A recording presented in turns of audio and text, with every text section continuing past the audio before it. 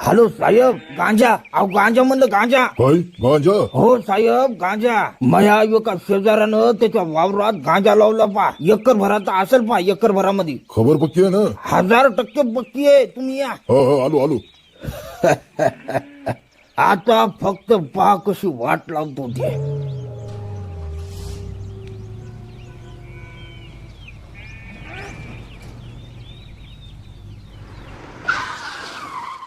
कुठे आहे गांजा? गांजा? नाही, आमच्या इकडे कोणी लावत नाही बाप्पा गांजा. अरे ए म्हातारिया, अरे येडा झाला काय? काय रे बाप्पा, तूच आता फोन करून सांगितलं होतं ना मला. नाही बाप्पा, मी खोटं कशाला सांगू. अरे मजाक करायला का काय रे?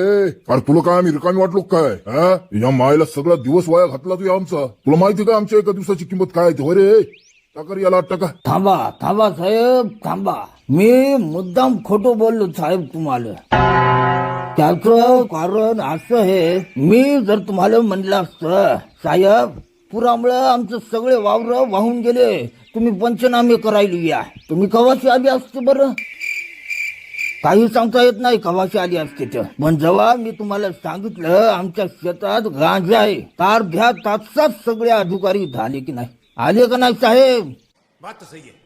साहेब तुमचा दिवस वाया गेला नाही. आता तुम्ही आलेच आहात तर पंचनामे करून टाका.